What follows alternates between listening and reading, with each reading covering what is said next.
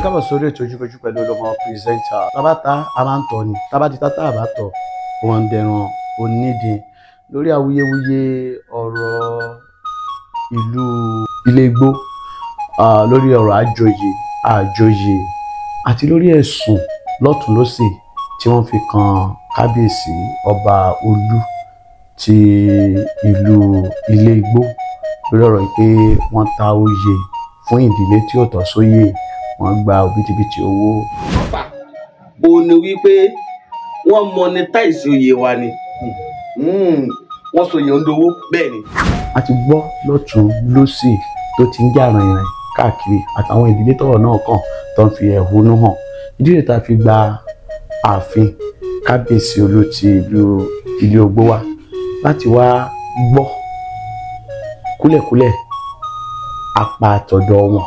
ṣùgbọ́n ibikíbi tí ìfẹ́ bá wà àlàáfíà náà wà bẹ́ẹ̀. Ọlọ́run gán jìnnà síbi tí kò sí.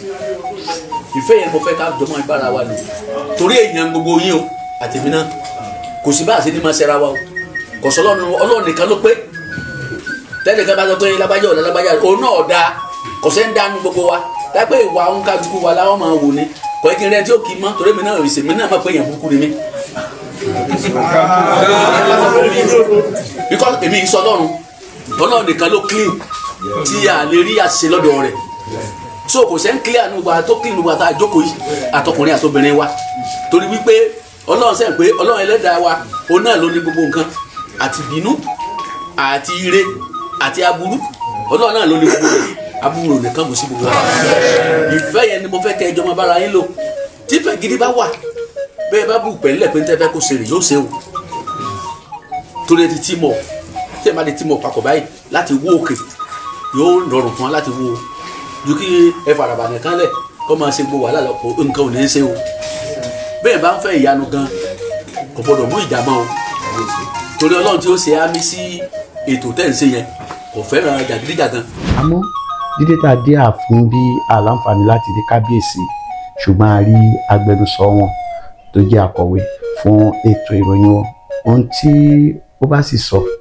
kábíyèsí náà ló sọ. Ẹ jẹ́ ká gbọ́ ọ̀rọ̀ látẹnu wọn èyí tí ń ṣe ohun tí ó ti ẹnu kábíyèsí jáde. Ẹ bá mi kí gbogbo àwọn tí wọ́n wá káàkiri àgbáyé. Mo kí gbogbo ọmọ káàárọ̀ oòjíire ojú tí ẹ fi ń wò wá ojú náà lè fọ́. Àṣẹdùn. Àṣà àti ṣe ilẹ̀ Yorùbá kò dẹ̀ ní wọ òkùnkùn. Àṣẹdùn. A máa ga láti fi gbà débi gíga. Àṣẹdùn. Orúkọ tèmi ni Akórèdé tí mo jẹ́ akọ̀wé ìròyìn fún ọba Habib Adétóyèṣe Arówókunjoyè second ọba àti ìlú Ilé-Igbó. Ẹ káàárọ̀. Ǹjẹ́ ẹ gbọ́ nípa awuyewuye tí ó ń lọ lórí ọ̀rọ̀ àjòyè Ọ̀dọ̀fin ní ìlú Ilé-Igbó?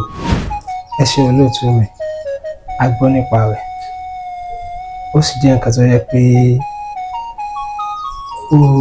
ó yẹ torí pé tí a bá wo ilẹ̀ Yorùbá láti ayébáyé ìlọ̀rọ̀ àjòyè ló ti máa ń mú awuyewuye lọ́wọ́ tí yóò bá dẹ̀ mú awuyewuye lọ́wọ́ kì í ṣe oyè pàápàá jùlọ àwọn oyè kan wà tó tún jẹ́ pé oyè alágbára tó bá ti jẹ́ oyè alágbára ó di dandan káwuyewuye wà ń bẹ̀ so a gbọ́ nǹkan tó ń lọ ẹ̀yin Yorùbá náà dẹ̀ ló sọ pé téèyàn méjì bá joyè tẹ́nìkan bá joyè ẹnìkejì ó fẹ̀hónú hàn so ìdí ẹ̀ nù tó fi jẹ́ pé ààfin Olú Ilé-Igbó kò fi yà wọ́n lẹ́nu pẹ̀lú àwọn awuyewuye tá a gbọ́ èyí tó jáde sọ èyí tó jù tọrọ ni ò fi yà wọ́n lẹ́nu. Ẹ sọ pé tí èèyàn méjì bá ń joyè àmọ́ òye ya gbọ́ pé wọ́n yìí ju ìdílé kan ló máa ń fa ọmọ yìí lẹ̀ láti ìgbà tí Ilé-Igbó ti ń jẹ́ Ilé-Igbó. Ṣé àwọn nìkan agboolé oyè afọbajẹ ní oyè afọbajẹ kan ṣo tó wà nílé Ilé-Igbó tó wà nílé Ládùnwò ẹyọ kan ṣoṣo yẹn oyè afọbajẹ Ọ̀dọ̀fin sí ni. Mélòó wá ní irú ẹ̀ tó jẹ́ àwọn oyè afọbajẹ míì tó wà tún wà? Wọ́n pọ̀ díẹ̀ wọ́n fẹ́ẹ̀ tó 11 or 13. Àmọ́ tọ̀dọ̀fin ó jẹ́ gbòógì láàrin wọn tí ò sì sí lémi tí bá a dùn ẹ̀yin nìkan lẹ máa ń jẹ. bẹ́ẹ̀ ni ilé ládùúgbò nìkan ní jẹ. ẹ jẹ́ kí n kọ́kọ́ put it true gẹ́gẹ́ bí ẹ má bínú pé mo fẹ́ put it true but ẹ jẹ́ kí n fún yín ní iṣẹ́ ṣe gẹ́gẹ́ bí ọmọ Yorùbá ẹ ṣe ìwádìí pé ǹjẹ́ oyè kan wà tí wọn ò dùn oyè tí wọn ò kì í dùn wọ́n ti ń dùn gan inú ìta fi ń dáni lọ́lá. Wọ́n sọ wípé wọn kì í jù ṣùgbọ́n ìdílé wọn àárín ìdílé wọn náà sọ pé wọ́n ti máa ń jù wípé ìdílé méjì kì í jẹ ìdílé méjì ò kì í jù wọ́n sọ pé wọn kì í máa ń jù láàrin ara wọn àmọ́ wọ́n ní ìdílé méjì ò jẹ rí. ṣe rí Yorùbá sọ pé téèyàn méjì bá ń fabẹ lọ́wọ́ ẹni tó bá ti tábẹ́ bá ti bá lọ́wọ́ yóò ju abẹ́lẹ̀ fún ẹni tí kò bá lọ́wọ́ bẹ́ẹ̀ dẹ̀ ni nínú ìtàn àwọn ìdílé méjèèjì tí à ń sọ̀rọ̀ nípa rẹ̀ yìí àwọn méjèèjì ni wọ́n pàtàn nínú ìwádìí a rí i pé kò sí pé ilé kan ní ń jẹ́ rí àwọn kan náà ti jẹ́ ti rí tẹ́lẹ̀ nínú ìwádìí nígbà tó jú sí kojú so kò sí ẹni tó lè ṣe kíni tó lè jára wọn so ní àkọ́kọ́ kò sí pé wọn ò kí ń dùn oyè tí à ń sọ̀rọ̀ nípa rẹ̀ yìí wọ́n ti jọ dùn rí láìmọye ìgbà ṣùgbọ́n sẹ́yìn mọ̀ pé láyé àtijọ́ agbára àti ìṣe pẹ̀lú ààfin ló máa ń dìtàmì ẹni tí ó bá joyè. àmọ́ nígbà tí wọ́n ní ọ̀rọ̀ ìkọ́kọ́ bẹ̀rẹ̀ wọ́n ní kábíyèsí wọ́n ti ránṣẹ́ sí mọ̀lẹ́bí wọn pé kí wọ́n mú ọmọ yìí wá so tó bá jẹ́ wípé ìdílé méjì ló lẹ́tọ̀ọ́ sí kò ní jẹ́ pé ìdílé wọn nìkan ní kábíyèsí ló máa ránṣẹ́ sí pé kí wọ́n mú ọmọ yìí. táwa Ọ̀dọ̀fin yẹn kú ó kú lónìí báyìí ìjọ tá a máa gbé sìn níjọ́ kẹta náà ni a ti ń béèrè wípé ọmọ oyè dà ọmọ oyè ń jò ní bàbá kú náà ń ṣọ̀fọ̀ lọ́wọ́ ìgbà ọba tí a lọ́rùn la lè sọ pé àjọ̀dọ̀fin kì í ṣe pé ẹ sọ pé ká máa mọ oyè wá àti ìgbókùnlẹ̀ àwọn àbí ìgbò ni ọba ilé igbó kádàrá ọba oníbèrè ọmọ ìpè ká mọ ọmọ yìí wá lọ́jọ́ kẹta tí bàbá fi sẹ̀. iṣẹ́ hàn pé òmùgọ̀ èèyàn ní òòjọ́ mọ́ra rẹ̀ so pé nǹkan tí wọ́n sọ yẹn it is afterthought ṣe rí lórí pípé wọ́n mú ọmọ yìí wá ààfin kọ́ lọ́wọ́ kọ́ ránṣẹ́ sí wọn pé wọ́n mú ọmọ yìí wá àwọn ìdílé kejì tí wọ́n jẹ oyè báyìí tá a fi jẹ oyè báyìí àwọn ni wọ́n wá tí wọ́n ní pé kábíyèsí o ẹkú àṣẹyìndé bàbá tó lọ ààyè Ọ̀dọ̀fin tó sílẹ̀ yìí àwọn nífẹ̀ẹ́ sí i tó báwọn àti wọ́n jọ máa ń dùn nígbà tó ti pẹ́ so that is information to nígbà tó di ààfin dẹ̀ lé wọn ó pé wọ́n máa lọ tó bá tàsìkò àwọn ó pè wọ́n so nígbà tó dẹ̀ tó àsìkò àwọn yẹn náà àwọn tí wọn ò jẹ oyè so àwọn náà wá pé àmì lẹ́yìn ọmọ pé àwọn kan náà ti wá o tán náà jọ lẹ́tọ̀ọ́ sóyè ṣùgbọ́n àwọn ò tí ì dá wọn náà ṣùgbọ́n bẹ́ẹ̀ náà ṣe wá ìnísìn àmọ́ ọjọ́ tí ìdílé kìíní àti ìdílé kejì tẹ́jọ ṣàlàyé bẹ́ẹ̀ ṣe lẹ́tọ̀ọ́ sí oyè. àmọ́ wọ́n ní pé kábíyèsí ló ránṣẹ́ lọ́jọ́ kẹta tí ẹni tí ó joyè tó gbéṣẹ́ wípé kí wọ́n mú ọmọ yìí wá lọ́jọ́ kẹta tẹ́lẹ̀ náà kú tí wọ́n sì ń ṣọ̀fọ̀ tí wọ́n ń ṣòkú. ṣe rí ẹ rò pé nígbà tí mo bẹ̀rẹ̀ ọ̀rọ̀ mo ní kò sí bí èèyàn ṣe rojọ́ tí òòjọ́ máa rẹ̀ èmi tí ẹ̀dẹ̀ ń wò yìí ọ̀pọ̀lọpọ̀ nǹkan ló mọ́lẹ̀ sí mi so ọ̀pọ̀lọpọ̀ nǹkan ló mọ́lẹ̀ sí mi ààfin Olúlé Ogbó kò ránṣẹ́ ní ọjọ́ kẹta tó kùkú sí ẹnì kankan ẹ jẹ́ kí n tí ìpele ní tí wọ́n ti sọ àbí tí wọ́n tún máa sọ ni pé tí wọ́n mú lọ́wọ́ ni pé wọ́n ní àwọn ìjòyè ààfin wọ́n sọ pé ẹ̀sìn ń bọ̀ wá bá wa níjọ́ tí bàbá kú which is tó jẹ́ pé láàrin àwọn ìjòyè kò sẹ́ni tó lè dispute wọn èmi tí mo jókòó bí báyìí ni èmi ò kí ń bá wọn attend òkú kò í ṣe pé anybody send me but due to pé most of time mùsùlùmí ni mí mi believe nínú pé à ń ṣòkú ibi tí ń wà á lọ àbí ibi tí ń ti jókòó tí fálù mi ò dé ní í ṣe so and then ẹlẹ́ẹ̀kejì ni pé kábíyèsí kò kì í sábà bá wọn jáde òkú but wọ́n sọ wípé kábíyèsí lọ bí ẹni sùúrù ẹ̀ kò mọ̀ sọ pé mo fẹ́ fa nǹkan kan yọ tí wọ́n rí mú lọ́wọ́ pé bóyá nǹkan so àwọn àjòyè dẹ̀jì kó yé ààfin nínú pọ́tù ìjẹ́bà fi pé àwọn ọmọ olóòkú tí ṣe àwọn elétò jẹ oyè yìí wípé wọn ò sì tọ́jú àwọn dáadáa báwọn akẹgbẹ́ wọn ṣe àbí bàbá wọn ṣe gbẹ́sẹ̀ mọ́ tọ́jú àwọn àti bàbá wọn nígbà tí àwọn wà láyé wípé àwọn á sọ̀rọ̀ ọjọ́ náà pé ẹ̀sìn ń padà bọ̀ wá bá wọn so ìyẹn ló tìgbà pé n tí wọ́n sọ pé ààfin ránṣẹ́ sáwọn ní ìjọ kẹta tó yóò kúkú àbí ààfin sọ pé ẹ̀sìn bọ̀ wá. lẹ́yìn ọ̀rọ̀ yìí wọ́n ní kábíyèsí dìde ìránṣẹ́ wípé ẹ mọ́ mo yè wá o. ṣe rí ní mímọ́ mo yè wá a ti ṣe ìkan tí ṣáájú kan tá a bá fẹ́ ránṣẹ́ sí fún wọn mọ́ mo yè wá ó ní gbèsè tá a gbè ṣùgbọ́n mo yè kàn ní ṣáájú. kí ni máa ń ṣáájú? ìtí máa ń ṣáájú ni pé àwọn ìdílé tí ó joyè àni wọ́n wá sọ pé kábíyèsí oyè yìí ti sí ilẹ̀ so irú nǹkan tí mo dẹ̀ ṣàlàyé wájú pé tá a bá ti rí ibi tí wọ́n ti ń jà sí méjì á lè hàn dànù tí wọ́n bá ti jẹ́ méjì wípé ẹ máa lọ ìjọ tó rá kábíyèsí ààfin bá ráàyè tí gbogbo òdì yóò péjú láwọn ẹsẹ̀ pọn méjèèjì pé ẹ wá sọ̀rọ̀ so náà nísìnyí ìjọ kẹta tí wọ́n sọ pé wọ́n ránṣẹ́ sáwọn yẹn kò sí nǹkan tó jọ àwọn tí wọ́n wá gapọ̀ àwọn fẹ́ wá joyè pé àwọn ẹjọ́ máa jẹ ni they came after 6 days tí òkùnkù ǹjẹ́ ìyẹn ò rí pé ó ti yá jù? ṣẹ̀rí ẹ̀rọ mo sọ́nù ìtàn Yorùbá nílẹ̀ Yorùbá pé tóyè bá ti jẹ́ oyè alágbára kò sí nǹkan kan tí òun gan ni ò jẹ́ òun torí pé ó jóyè alágbára ni ò jẹ́ káyọ̀ ẹ̀ kán tètè jẹ. ọjọ́ kẹjọ oṣù kẹsàn-án ọdún tá a wáyé ni bàbá ọ̀dọ̀ fẹ́ kú tí a bá wá joyè bá ń tọ́ bá joyè ńlá bá nì tírú ẹni bẹ́ẹ̀ bá kú nígbà táwọn ìdílé ń bá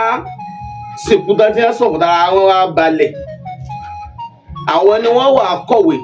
ìgbà fẹ́ joyè o pé ẹni báyìí ti kú o a fẹ́ joyè. ẹ máa gbọ́ ṣẹ̀rí tí ìgbà míì wà tóyè bá wà tẹ́ẹ̀lì ló mọyì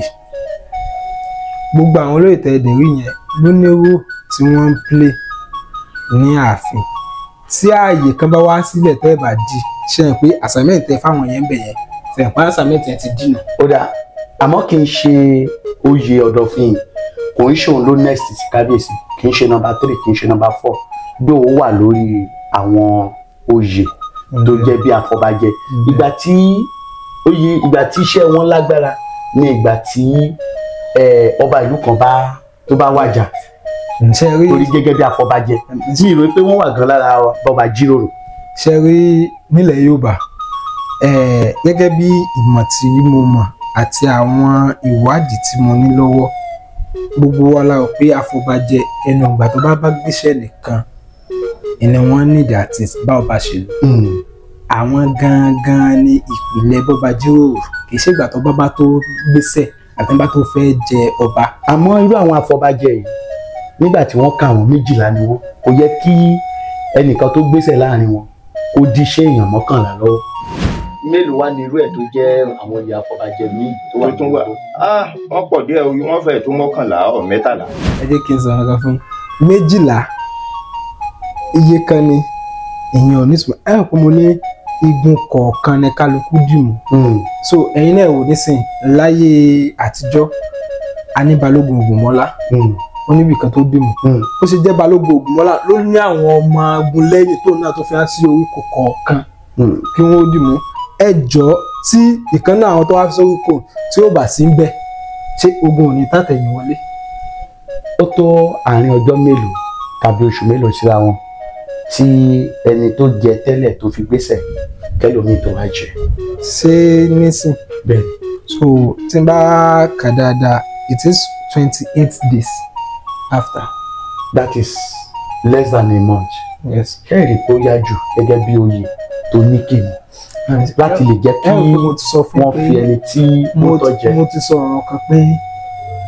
oyè ló máa ń sọ bí èèyàn ṣe jẹ ìgbà míì dẹ̀wà tó yè ńlá ó wà tí ò ní sọmọ yìí tí ọmọ yìí bá ti wà kò sí nǹkan tó ń dá yín dúró. but torí pé ọmọ yìí ò tí ì sí torí pé ìfàǹfà wà kì í ṣòye tó yẹ kí wọ́n sáré kanjú jẹ nígbà tó jẹ́ pé ìdílé méjì tó lágbára náà wọ́n ń dùn mọ́ra wọn lọ́wọ́. ṣe rí ní tèmi àti nǹkan tí mo rí mo believe pé tí ẹ̀yin náà bá wà níjókòó tí fàǹfà ti ń wà ẹ rò pé n tí wọ́n ń pa pé fàǹfà wà kò sí fàǹfà àbí nǹkan tí ẹ bá mú ojú ajé kò sí fàǹfà bẹ́ẹ̀ kò yẹ kí awuyewuye ó tẹ̀yìn ẹ̀ jáde. nǹkan tí ẹ bá mú ojú ajé kọ onísọ̀ tó onísọ̀ sì sọ pé ókè o ẹni yìí o kì í ṣe pé ń tajà fún rí àbí ìdí tí mo fi máa ń tajà fún òun ni tí ó sọ dí kankan fún yín tó gbà pé nǹkan yìí èèyàn àwọn dáadáa ni ó mọ̀ kò sí fàǹfà ń bẹ̀ tẹ́ẹ̀sì jọ ní mutual understanding láàrin ara yín. fàǹfà wà bẹ́ẹ̀ ìgbà tí wọ́n ní kábíyèsí pé wọ́n papọ̀ lálákọ̀ọ́kọ́ wọ́n ní pé kábíyèsí ò fara mọ́ àwọn tí wọ́n joyè gẹ́gẹ́ bí àwíjàre wọn àmọ́ létà ní kábíyèsí tí wọ́n padà pè wọ́n pé ókè àwọn títí fara mọ́ àwíjàre wọn tí kábíyèsí wá fi sọ pé ọ̀yá àwọn máa ṣe ìwé ẹ̀ wá tọwọ́ bọ̀wé kẹjọ mọ̀ pé oyè náà jẹ lẹ́yìn ìgbà tí kábíyèsí tí wọ́n ti gba ọmọ oyè kan láti ọ̀dọ̀ àwọn ìdílé. ṣùgbọ́n èpí sí ìyàlẹ́nu ni pé ààfin àwọn ni wọ́n á ránṣẹ́ ní ọjọ́ kẹta tí olóyè gbéṣẹ́. tólóyè wa ètò gbéṣẹ́ pé ká mọ ọmọ yìí wá. àsọ̀fọ̀ lọ́wọ́ àwọn olóyè náà sọ pé ẹ tètè lọ mọ ọmọ yìí lọ́wọ́. ìgbà tí kábíyèsí wa ní pé kásáwà àforíkorí lágboolé àsìpẹ́lú bàbá baálé amọ́mọ ìkalẹ̀ òní Kazeem Àkànní Ọláyínká. ṣe ẹ rò pé bó ṣe ń sọ fún yín wọn ò tí ì gba ọmọ oyè. wọ́n ní wọ́n ti gba ọmọ oyè. ẹ̀yìn ìgbà tí ìwádìí àtàjíròrò ṣe rí ẹ jẹ́ kí ẹ má jẹ́ ká ibi tẹ́ ẹ mẹ́nu bà yẹn ẹ jẹ́ kí n yọra ṣàlàyé díẹ̀ fún yín. ní ọjọ́ tí wọ́n kọ́ wa tí wọ́n pè wọ́n sáàfin ìdílé méjèèjì lótìtọ́ àti lódodo ní ilé Ládùnwò ni wọ́n pa ìtàn pé àwọn làwọn ní oyè Ọ̀dọ̀fin wípé ọba àjẹta ọba Adégbígbé tí ó jẹ ní ìlú Ilé-Ògbó tó jẹ ní ọdún 1904 wípé àwọn ló fi àwọn jẹ Ọ̀dọ̀fin ló fa àwọn jẹ oyè Ọ̀dọ̀fin. so àwọn tí yẹn ìgbà tí wọ́n dìde wọ́n ṣe analysis bí ìdí tí ọba Adégbígbé tó fi wọ́n jẹ oyè Ọ̀dọ̀fin. so bàbá tó wá gbàkejì baálé wọn òun ló wá tó ń sọ̀rọ̀ ọjọ́ náà. so kábíyèsí true to God kábíyèsí tell them pé àwọn ò sọ pé kẹ́ ẹ sọ ìdí tí wọ́n fi jẹ oyè Ọ̀dọ̀fin sẹ́yìn náà jẹ́ rí ọdún wo lẹ jẹ́ rí ta ló fi ń jẹ. wọ́n ní wọn rọ́rọ̀ sọ ń gbà mí. ìgbà tẹ wá dé ààfin lọ́jọ́ náà kí ló wá ṣẹlẹ̀. labada àfin àwọn aráàlú ológun náà láà máa jọ fún wọn bàbá àwọn jọ rí wọn bá bẹ̀rẹ̀ ìtàn wọn sáré ìtàn pa wọn ṣubú. kádàrá ọba àbíwò láti sọ fún wa wípé òpònú mọ̀ ní o ṣé n tẹ́ ẹ sọ fóun rèé lè sọ̀rọ̀ mọ́ sí àwọn aráalé Ládùnwò dé yìí. alẹ́ nìyẹn kan bá wa joyè rí a sì sọ̀tàn a sọ gbogbo ẹ̀ bó ṣe rí ní abá ni a máa lọlé àwọn ó tàn ránṣẹ́ padà sí wa. so bàbá yẹn ẹ mọ̀ we have individual differences ẹlòmíràn tó pé kò lè tó bá rérò tó pọ̀ kò ní lè sọ̀rọ̀ so bàbá yẹn ṣáà ó wà stammerer so we cut that day okay ẹnìkan ní wọn wá dìde pé káwọn lọ gbé baálé àwọn wá so baálé náà lẹni tó ń gbé wá. igbákejì baálé ní wọn pé kí wọn lọ gbé baálé àwọn wá pé baálé àwọn ara rẹ̀ ọ̀yà tẹ́lẹ̀ ní òsì wá pé bọ̀ pẹ̀lú bí nǹkan ṣe rí yìí nísìn pé àwọn lè lọ gbé baálé àwọn wá so kábíyèsí ẹ̀ sọ fún wọn pé ẹ rí nǹkan kan sọ pé because ìjọ tí ogun yín wà àti baálé tí a bá wọn ní private sudan fi lè dànù èyí tí ẹ̀ ń sọ pé ẹ jẹ́ kí tàn yóò sàn so and then we cut that day short so nígbà tó di that day is Tuesday when it is following day no the third day so wọ́n wá pé ẹjọ́ ẹ fáwọn láyé káwọn ò tún ìtàn àwọn sọ pé baálé àwọn ó ti jí pépé díẹ̀ pé àti pé àwọn aṣojú àwọn náà tí ó sì ní lọ́jọ́ yẹn pé àwọn náà ti wà ní ilé yàtọ̀ sí bàbá tí ó kọ́ sọ̀rọ̀ so in the principle of firing we notify the other part. wọ́n dẹ̀ wá. the boat dẹ̀ wá. ṣùgbọ́n nǹkan tí wọ́n sọ pé wọ́n bá nígbà tó wá wá yẹn ni wípé kábíyèsí sọ pé àwọn yóò kọ ìwé. So that is iti summarization discussion there. After that, so kábíyèsí dẹ̀ dìde okay nígbà tí a ti gbọ́ sí tí ẹ̀yin méjèèjì tí ẹ̀ bára ń jiyàn pé wọn ò jẹ́rí because lọ́jọ́ yẹn àwọn bàbá yẹn ṣì rántí tí n bá wọnú minute ọjọ́ yẹn we have the minute, we have the voice record for both meeting. So tí n bá wò bàbá yẹn sì tún bàbá ilé Olújogún yẹn sọ pé ní ká ọ̀dọ̀ òfin púpọ̀ wà nílé Olújogún lè sí none of the party dispute it. So lẹ́yìn ìgbà tá a sọ yẹn tán ẹni kábíyèsí wa sọ pé okay nígbà tí ẹ sì gbà pé wọ́n jẹ́rí nǹkan kan náà ní nílẹ̀ Yorùbá dẹ̀ ní nǹkan kan ní máa móye débì kan. wọ́n ní pé wọn ò gbà wípé wọ́n jẹ́rí owó nǹkan tó ń sọ ni pé ìdílé wọn ò jẹ́rí wípé mẹ́tẹ̀ẹ̀ta oyè Ọ̀dọ̀fin mẹ́tẹ̀ẹ̀ta tó ti jẹ nílùú yìí inú agboolé wọn ni. àwọn aráalé Olújogún náà ti wá àwọn náà fẹ́ jòun ní kí lọ́kàn lé Olújogún rírà ìwá ẹ̀wọ̀n ìkọ̀sí ń tọ́jọ́ lé Olújogún Ọ̀dọ̀fin rí lẹ́yìn ilé Ládùnwò. àwọn tó ti joyè Ọ̀dọ̀fin ju mẹ́ta lọ but the last 3 consecutively ẹ kò mọ̀ sọ pé àwọn nǹkan kan ní máa ń móye débì kan. So mo dẹ̀ sọ fún pé at the first sitting àwọn bàbá yẹn ṣàlàyé pé bóyè ṣe dé ilé Adéríbigbé èmi tí wọ́n sọ̀rọ̀ nísìn mi ì tí ìdílé ayé as at 1904 bọ̀ gbogbo nǹkan láyé téèyàn bàbá tán yóò bá àròbá dẹ̀ ní oníbàbà tán. So now ẹlẹ́ẹ̀kejì ni pé nígbà tí wọ́n sọ pé okay o wọn ò dispute wọn pé oyè wá before Adéríbigbé nínú independent investigation ti wá tí a fi ṣe now a rí àwọn kan pé before Adéríbigbé nínú ilé Ogbó ti ń lo oyè bọ̀ làwọn baálẹ̀ wọn ti ń lo oyè bọ̀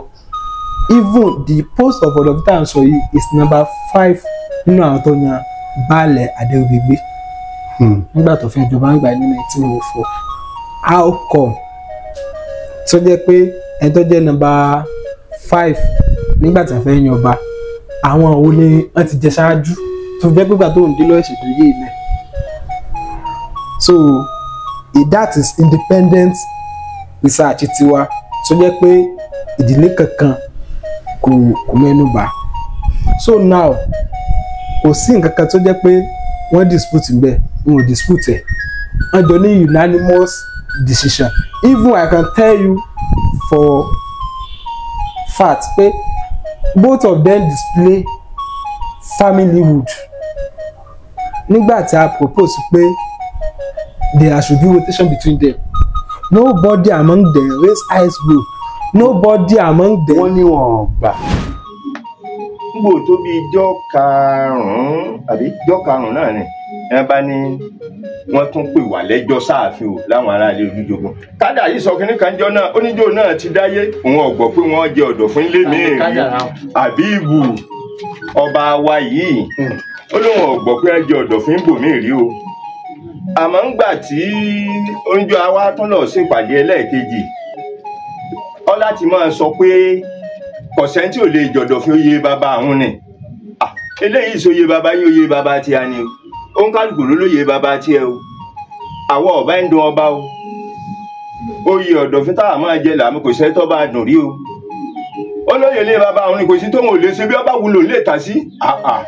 títa oyè bó o tó ọba gbéwé kan lẹ̀ ó ní tọ́ba di ọ̀túnla ẹ bá wé kan bẹ̀ kí lè Ládùnwò ọ̀sáyìn kí lè Olújogún ọ̀sáyìn bàbá ní kò sí ń tọ́jọ́ o àwọn ọ̀sáyìn bíi kankan ti a o. ìdílé Ládùnwò wọ́n ní pé wọ́n fi ìpàdé náà lẹ́ǹgbà náà pé àwọn ò lè tọwọ́ bọ̀wé ṣé wọ́n tọwọ́ bọ̀wé. ẹ ṣe rí i pé wọn ò tọwọ́ bọ̀wé I'm telling you the fact tó bá ṣe péjọ tí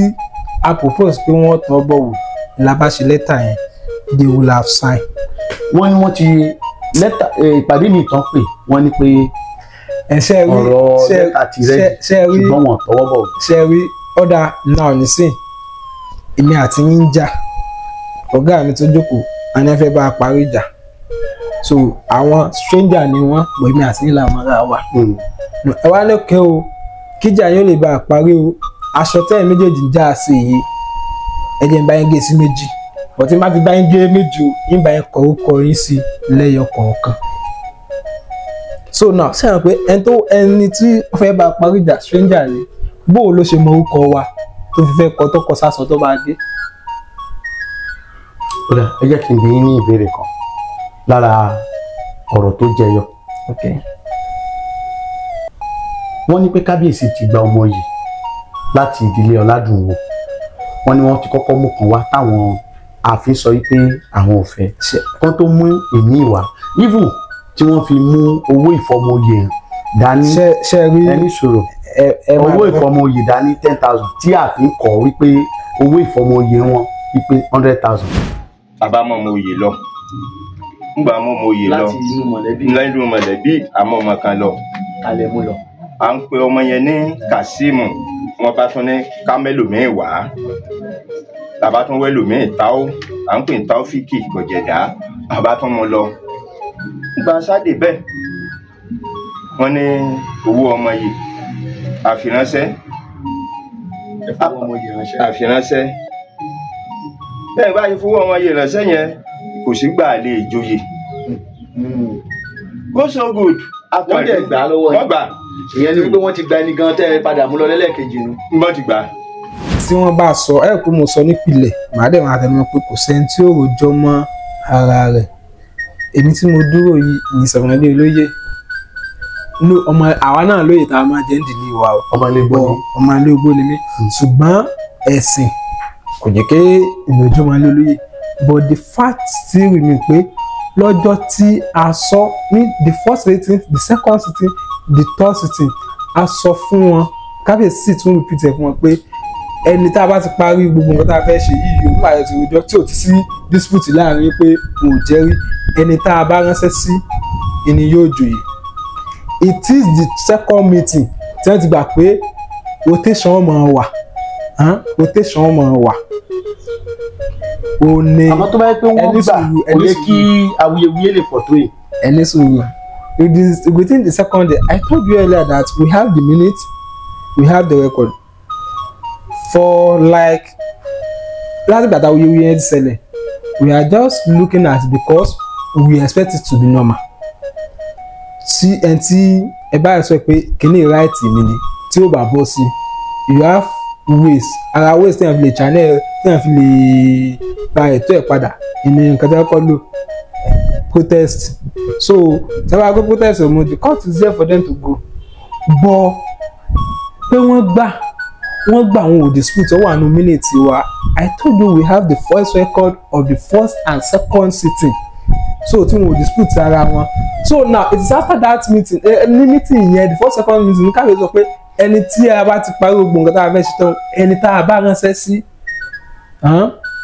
ó ní yóò joyè o tí a bá ránṣẹ́ sí ẹ̀yin ihe nísìn ẹ̀yin lẹ́jọ́ nísìn ó tún wọ́n pé rotation tá a ṣe ẹ̀yìn ìgbà tẹ́yìn ihe tẹ́ ẹ joyè yìí tẹ́ ẹ bá jẹ́ tán ní rotation yóò tó máa take effect o so it is after that after the second meeting so tí wọ́n ti gbà tí Ládùnwò ti gbà wípé àwọn jọ lóye ni àwọn jọ máa pín ni òun ni wọ́n ránṣẹ́ sí wọn pé ẹ máa múra lẹ̀ o they just inform them gan through one of the elders kábíyèsí elders that is interfering for them wípé àti bá sọ̀rọ̀ wọ́n sọ pé nígbà tí àwọn òṣèkéne ẹ máa múra lẹ̀ so it is after that ẹni fúnra ọ̀sẹ̀ tó wọ́n ṣe pé wọ́n fúnra wọn náà ni wọ́n wá ni wọ́n kọ́ mẹ́nìkan wá kò sẹ́ni tó sọ fún wọn pé owó ìfọmọyè hàn no ẹni tí wọ́n kọ́ mú wá tí kábíyèsí mọ̀ gan tí ó gba àwọn ìjòyè mọ̀ àwọn méjèèjì náà ni wọ́n mọ̀ bọ̀ ẹni tí wọ́n ti kọ́ máa tẹ̀sí pé ok ẹni yìí ni ó jẹ́ pé ọmọlúàbí ó jẹ́ tó close mọ́ ọ̀pọ̀lọpọ̀ àwọn ìjòyè so wọ́n sọ pé ọmọlúàbí so even most of them have been rooting for him underground so fúnra wọn níjọ́ tí wọ́n wà bá kábíyèsí nígbà tí wọ́n ti rí relative wọn tó ti ṣòfò fún wọn so nígbà wọ́n wà bá kábíyèsí fúnra wọn sọ pé ok ẹlòmíì tá a mú wá ni and then lọ́jọ́ tí wọ́n dẹ̀ mú wá inú private residence kábíyèsí ni wọ́n ti mú wá I was not there Balogun who was there olórí ọmọ ọba was there and àbúrò kábíyèsí kan was there. So nígbà tí wọ́n dẹ̀ béèrè lọ́wọ́ wọn pé ẹni lágbájá ń kọ́, they give an excuse that pé ẹni tí gbogbo ilé fọwọ́ mú nìkan. wọ́n ní pé kábíyèsí ni wọ́n àtàwọn ìgbìmọ̀ náà reject the first person. Ní ọjọ́ tí IOF ṣe open meeting lórí ọ̀rọ̀ yìí, mọ̀lẹ́bí olórí mọ̀lẹ́bí was there and they challenged them publicly. Inú mi dùn pé ẹni tí gbogbo àwọn ìdílé ti mọ̀ pé yóò jẹ oyè ó wà ní ìjókòó náà, ẹni tí wọ́n mú wá ní ìjókòó náà, kò sí ẹni tó lè dìde nínú ilé wọn pé àwọn kọ́ làwọn change. Kábíyèsí dídín ẹni tí wọ́n sọ yìí just because kábíyèsí know that pé ọmọ yìí olóúnjẹ báyìí he didn't de òdòwájú wọn 10,000 ẹ̀dẹ̀ ń sọ nígbà tí wọ́n sọ fún wọn táwọn mẹ́rẹ̀ẹ̀rin yẹn wá ẹ máa gbọ́ 10,000 ń sọ according to nǹkan tí wọ́n sọ tí wọ́n dẹ̀ challenge wọn náà ní public space ní ilé Ogbó City ọ̀tá IOF ti pé peace meeting wọn ò deny pé 100,000 làwọn fún wọn, they said 10,000 làwọn fún àwọn ọmọ ọba àtìjòyè tó wà níjókòó, that is bàbá Gbádéwọ̀lú, Balógun and then àbúrò kábíyèsí tó wà pẹ̀lú ọjọ́ tí wọ́n á present ọmọ òye fún kábíyèsí. So that is the fact. The other 100,000 is just an insinuation. Ọwọ́ ò lè dùn. kábíyèsí ò gbọ́n 100,000 lọ́wọ́. Kábíyèsí ò gbọ́n 100,000 lọ́wọ́. àmọ́ ní àsẹ̀yìnwá àsẹ̀yìnbọ̀ wọ́n ní kábíyèsí fún aránṣẹ́ kù tó bá lóye jẹ́ o àwọn fún wọn ní ultimatum 24 hours wọ́n fún wọn ní 24 hours láti wípé kí wọ́n san 4.5 million naira. wọ́n monetize oyè wa ni wọ́n sọ oyè ondowó bẹ́ẹ̀ ni aránṣẹ́ wa yìí pé tá a bá joyè wa o ká lọ mú sósósó àmọ̀ǹtì wa. èlò náà ní kẹlẹ́ mọ́. wọ́n ní ká lọ mú 4.5 million wa 4,500,000. náà ní kẹlẹ́ mú wa. àwọn ìyàwó tẹ́ wà lẹ́yìn òde ọ̀nà ṣẹ́ńdẹ́ wí lọ́dà wẹ̀ àwọn sẹ́ńdì owó báyìí sínú àkáǹtì wọn ẹ̀yẹ gbé iye báyìí lọ ní cash. níjọ́ tí wọ́n kọ́kọ́ ní ká lọ wá 4.5 million wa wọ́n láwọn fa ní 24 hours. wọ́n lè wọ́n 4.5 million wa pé or else àwọn fi lọ́wọ́ elójúgbójó yìí. Kábíyèsí ò fún ọ ní ultimatum if they will be sincere with you. Ẹ nóòtì ibi tí mo ti sọ̀rọ̀ pé ọmọ oyè ti wọlé, that is the second meeting tí wọ́n ti agree pé àwọn ọ̀dọ́ mọ́ àwọn pín òye jẹ. ṣé lóòótọ́ ni kábíyèsí ò wẹ̀ fọ́pọ̀? No, àìní sòrò fáwọn ọ̀dọ́ máa pín òye jẹ. Now nígbà tí wọ́n wá yẹn wọ́n sọ fún wọn pé àwọn máa gba owó òye lọ́wọ́ wọn pé àwọn 4 million 4.5 for pé ìsẹ̀yìn tí ó rò jẹ́ lọ́wọ́ wọn. And then tí nǹkan kan sì wà lára Yorùbá tí ẹ bá fún yín ní 50 kọ́bọ̀ wọn kò fún yín 1 naira àbí tí ẹ bá jọ sọ̀rọ̀ 50 kọ́bọ̀ ọ̀rọ̀ 1 naira wọn padà. wọ́n wá ní owó yìí wọ́n tètè rí wọ́n ní 1.5 million naira níbẹ̀ kábíyèsí wa ní pé kí wọ́n máa mú lọ pé wọ́n lọ wá títí bí oṣù kan lẹ́yìn ọjọ́ díẹ̀ ni wọ́n gbọ́ pé wọ́n jẹ. níjọ́ tí wọ́n kọ́kọ́ ní ká lọ wá 4.5 million wa wọ́n láwọn fa ní 24 hours. wọ́n lè wọ́n 4.5 million wa pé or else. gbọ́ ni wọ́n gbé cash 1 million naira wàá bá kábíyèsí nílé kó tó di pé wọ́n gbé cash 1 million naira nǹkan tí èèlì gbọ́ tí wọ́n sọ fún mi tí wọ́n fi tó mi létí ni pé ní ọjọ́ tí wọ́n gbé 1 million naira bọ̀ there is ẹnìkan nínú wọn tó yẹ pé close associate ti kábíyèsí ni we have their candidates of kábíyèsí lọ́wọ́ so we transfer 500,000 to his account so nígbà táwọn yẹn wá adébẹ́dọ́ àmì àwọn olóyè ẹ máa gbé lọ pé wọ́n bá pé 4 million ẹ sì ní káyọ̀ pé ọmọ ọ̀rọ̀ ọ̀sìn bọ̀ mo sọ wọn kan fún pé àwọn ìdí kan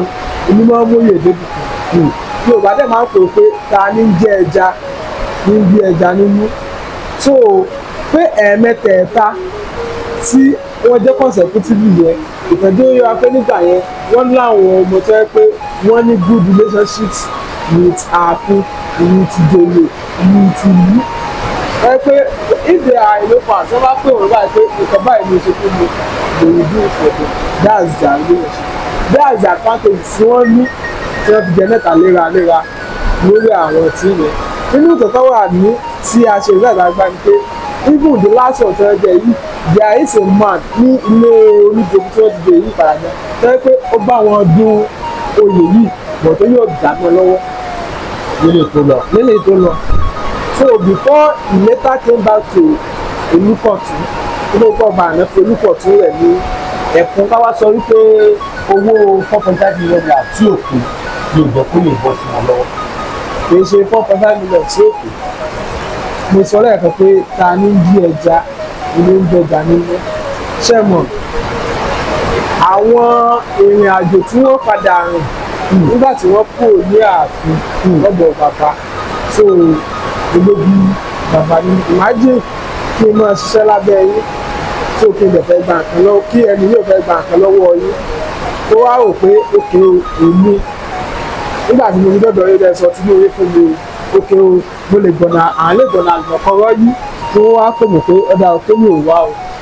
kí wọ́n á gba nǹkan báyìí ṣe mọ̀ pé nígbẹ̀yìn àwọn ìgbésẹ̀ tí wọ́n gbé tó fa ìbínú fún bàbá ìwé kábíyèsí.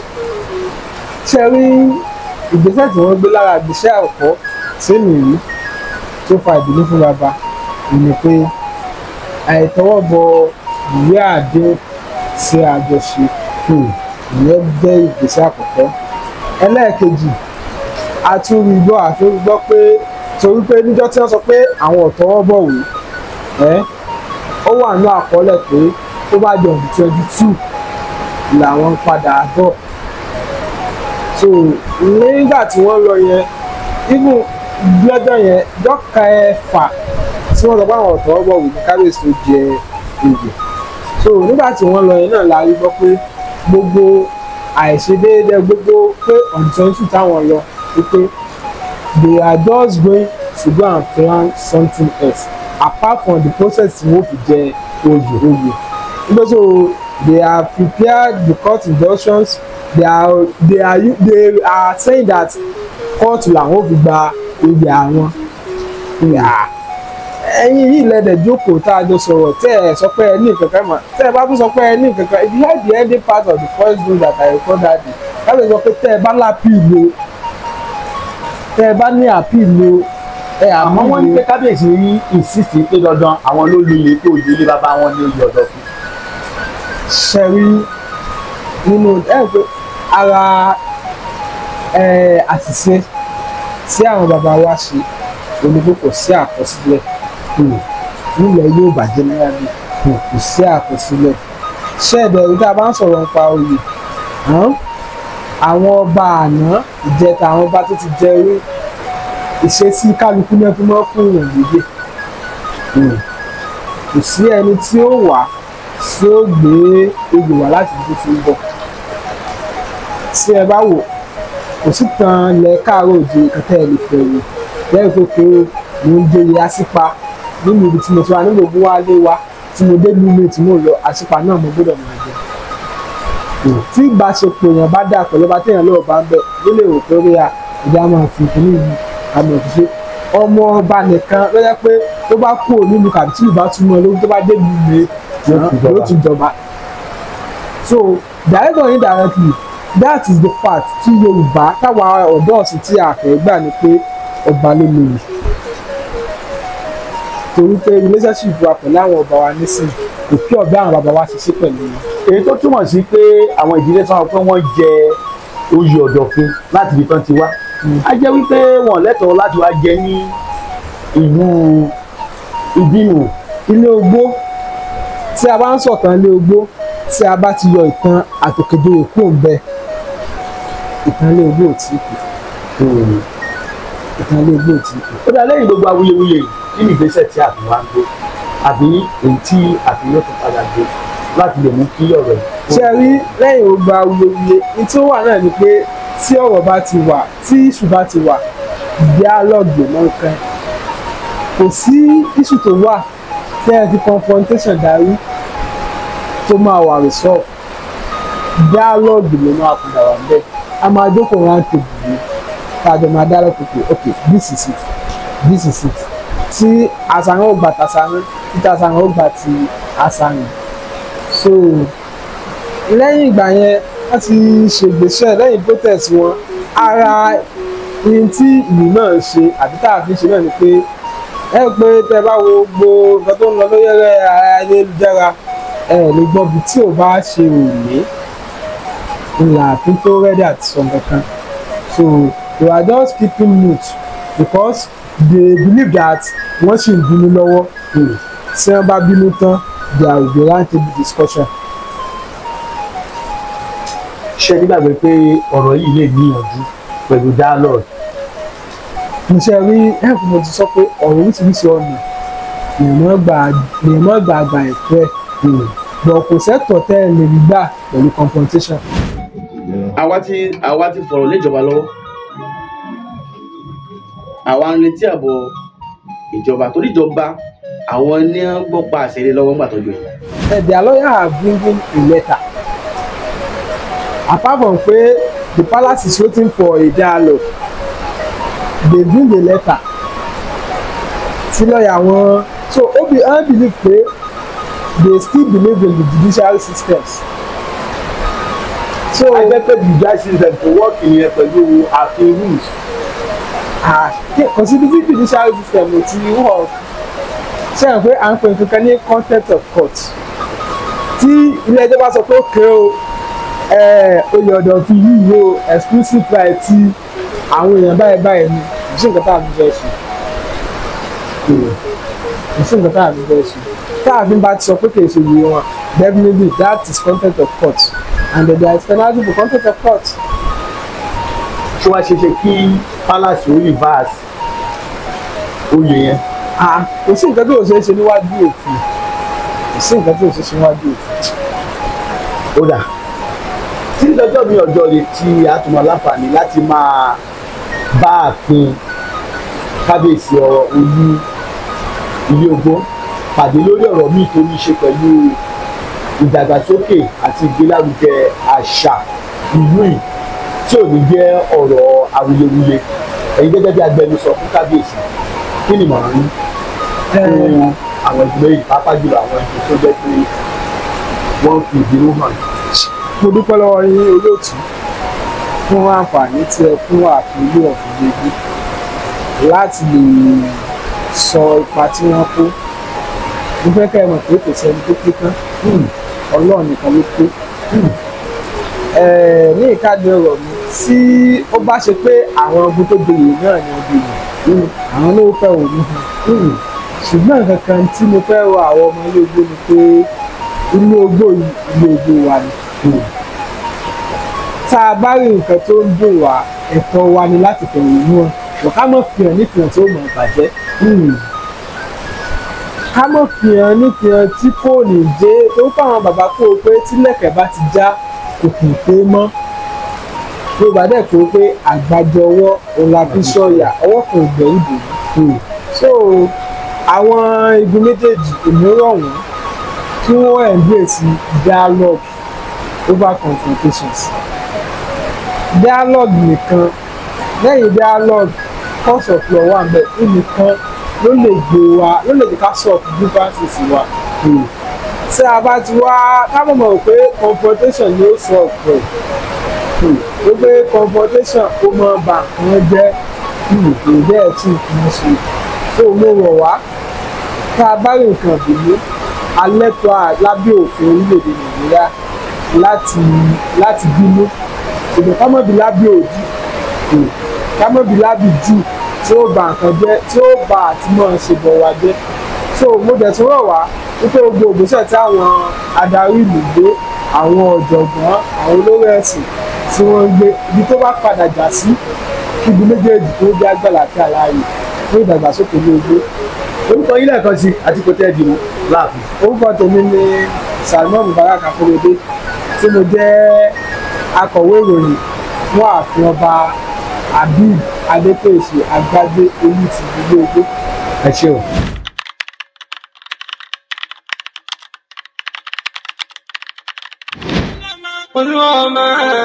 Olúọmọ la fẹ́ máa gbọ́. Olúọmọ Federation.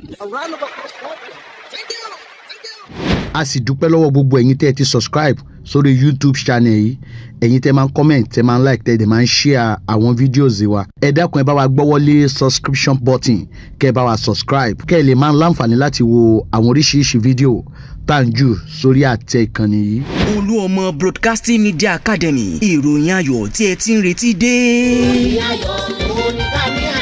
Fún gbogbo ẹni tó ti ń gbèrò láti kẹ́kọ̀ọ́ ní ìmọ̀ kíkún kí ẹ sì di ògbóǹtarìgì nínú iṣẹ́ ìgbóhùnsáfẹ́fẹ́ àsìkò rèé fún ọ láti lè mú àlá rẹ ṣẹ. Torí ìdí gan rèé tí a fi gbé ilé ẹ̀kọ́ Olúọmọ Broadcasting Media Academy kalẹ̀. Ibẹ̀ láti ń kọ́ni lẹ́kọ̀ọ́ ìmọ̀ ìjìnlẹ̀ lórí iṣẹ́ ìgbóhùnsáfẹ́fẹ́ àti ìròyìn pẹ̀lú ìlànà ètò ẹ̀kọ́ tó bá tayé òde òní mu láàrin oṣù 12 sáà ìkẹ́kọ̀ọ́ dípílọ́mà. Bó jẹ́ ètò ẹ̀kọ́ olójoojúmọ́ tàbí olópin ọ̀sẹ̀ ilé ìwé yìí forúkọsílẹ̀ lábẹ́ àṣẹ ìjọba. Àwọn olùkọ́ tí wọ́n dángájíá pẹ̀lú ìrírí ọ̀pọ̀ ọdún ni wọ́n ń kọ́ àwọn akẹ́kọ̀ọ́ wa. Yàrá ìgbóhùnsáfẹ́fẹ́ àtàwọn èlò ìkẹ́kọ̀ọ́ mi ń bẹ fáwọn akẹ́kọ̀ọ́ láti ṣe ìdánrawò àti ìgbáradì àwọn ohun tí wọ́n ti kọ́ ní kíláàsì kí wọ́n lè pegedé tayọ láwùjọ. Ilé gbígbé hostel accommodation tó fọkàn balẹ̀ wà fáwọn akẹ́kọ̀ọ́ tí wọ́n bá wá látọ̀nà jíjìn. Ọ̀pọ̀ akẹ́kọ̀ọ́ jáde wa ni wọ́n ti di ìlú mọ̀ká nídìí iṣẹ́ tí wọ́n yàn láàyò. Ètò ìgbaniwọlé ti ń lọ lọ́wọ́ nílé ẹ̀kọ́ Olúọmọ Broadcasting Media Academy tó fìkàlẹ̀ sí number 3 Ayọ̀ọ́lá Street lágbègbè UBA Bank Olóńkòrò Òṣogbo nípínlẹ̀ Ọ̀ṣun. Fún àlàyé sí ẹ pè 07031051831 lẹ́ẹ̀kan sí 07031051831. Olúọmọ Broadcasting Media Academy, connecting you to the world.